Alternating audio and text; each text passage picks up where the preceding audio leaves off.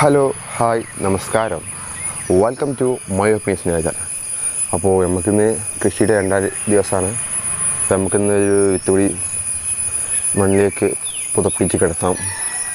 അപ്പോൾ നാട്ടിൽ നല്ല മഴയാണ്, നല്ല മഴ. ഇപ്പോൾ മഴ മാറിയത്, ഇപ്പോൾ വെയിലിങ്ങനെ ഉദിച്ചുകൊണ്ടിരിക്കുന്നുണ്ട്.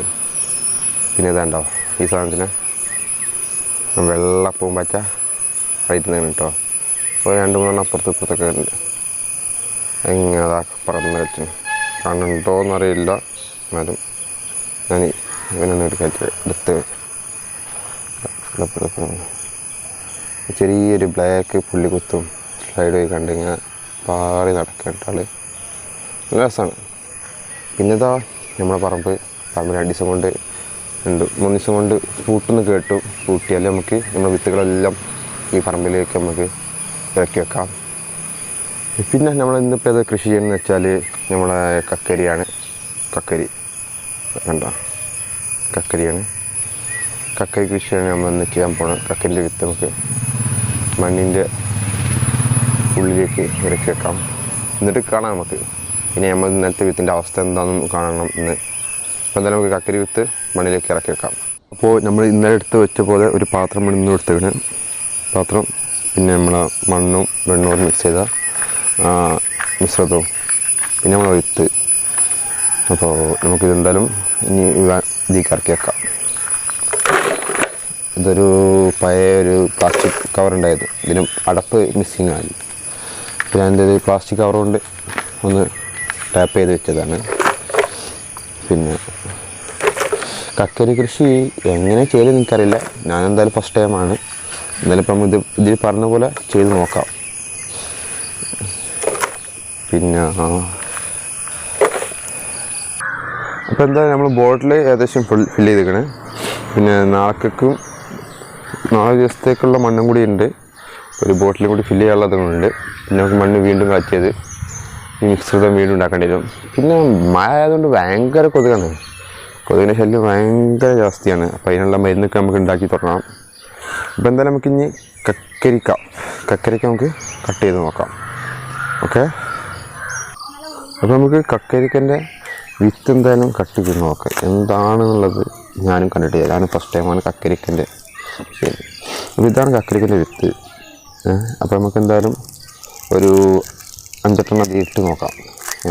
ബാക്കി വിധി പോലെ ഇരിക്കട്ടെ, മുളക്കുന്നതും മുളക്കാത്തതും എറുമ്പ് കടിക്കുന്നതും കിളികൾ കൊത്തിക്കൊണ്ടുവന്നൊക്കെ വിധി പോലെ ഇരിക്കട്ടെ.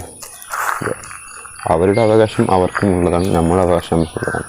അപ്പോൾ എന്തായാലും ഞാനൊരു 8-10 എടുക്കുന്നുണ്ട്. ഇങ്ങനെ പരത്തിയിട്ടാണ് അത് മിക്സ് ചെയ്ത് എന്തായാലും കേറ്റിട്ടുണ്ട്. നമുക്കിതിലേക്ക് വെള്ളം നനയ്ക്കാം, വെള്ളം നനയ്ക്കൽ.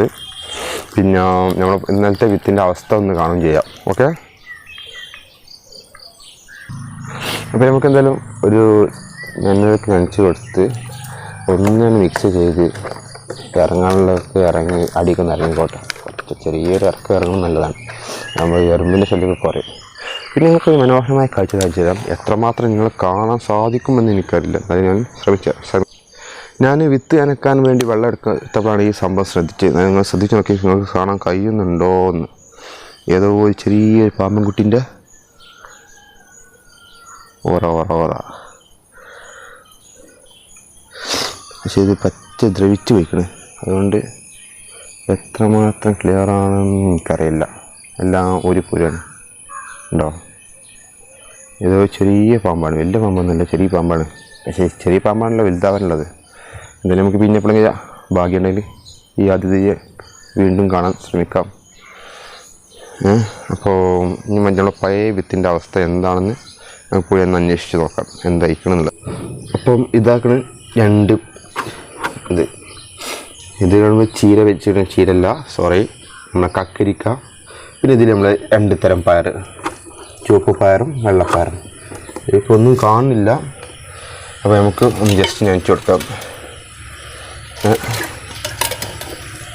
അപ്പോൾ എന്തായാലും വിധി പോലെ ഉയരാനുള്ളവരാണ് ഉയരും, തളരാനുള്ളവരാണ് തളരും. ഉയർച്ചയിലും തളർച്ചയിലൊന്നും ആരും വീഴാൻ പാടില്ല. അപ്പോൾ നമുക്ക് ഇന്നത്തെ വീഡിയോ വൈൻഡ് അപ്പ് ചെയ്യാം. Welcome to my place nature.